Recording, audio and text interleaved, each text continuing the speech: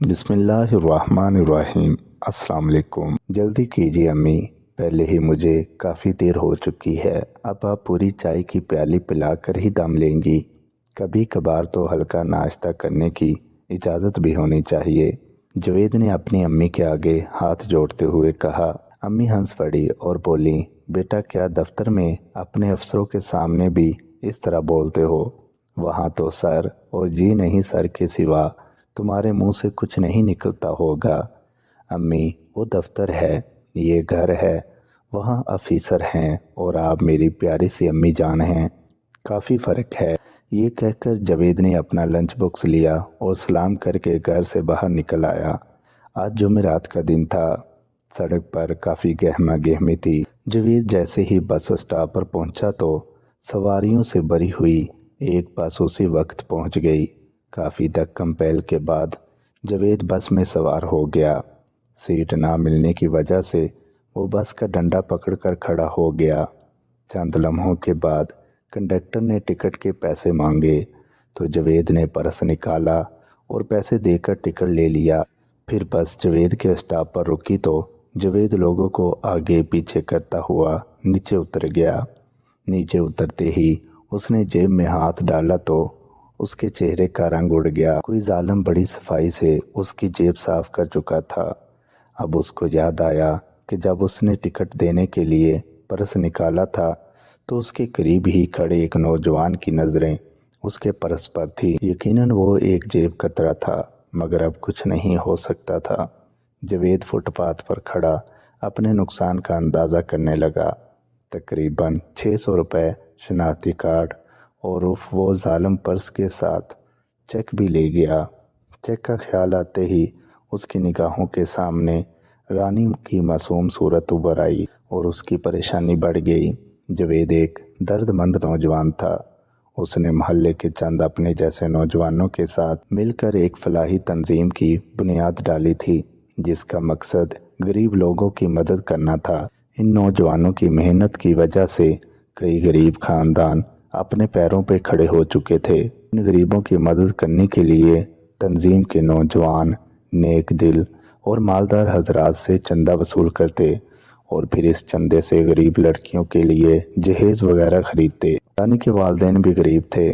جب رانی کا رشتہ طے ہوا تو ان نوجوانوں کو پتہ چل گیا۔ انہوں نے فوراً ہی اس غریب بہن کے لیے چندہ جمع کرنا شروع کر دیا۔ اس دن جوید نے اسی سلسلے میں ایک سیٹھ صاحب سے چندہ لیا تھا، مگر سیٹھ صاحب نے نقد رقم کی بجائے چیک دیا تھا۔ یہ چیک 10,000 روپے کا تھا۔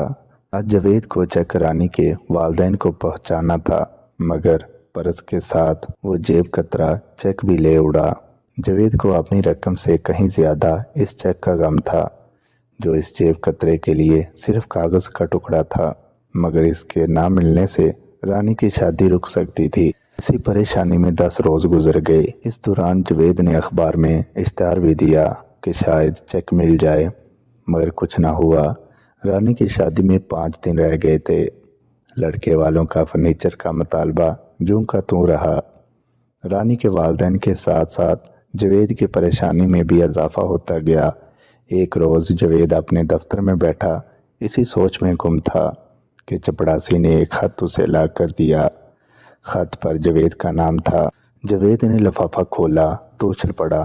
اس میں وہی چیک نکلا جس کے لیے جوید پریشان تھا۔ لفافے میں چیک کے علاوہ ایک چھوٹا پرچہ بھی پڑا تھا۔ جوید نے دھڑکتے دل کے ساتھ پرچہ کھولا اور پڑھنے لگا۔ لکھا تھا، محترم جوید انور صاحب، السلام علیکم۔ میں آپ کا مجرم آپ سے مخاطب ہوں۔ آپ کا پرس میں نے ہی لیا تھا، مانا کہ مجھ سے غلطی ہوئی، مگر میں بہت مجبور تھا۔ مجھے پیسوں کی سخت ضرورت تھی۔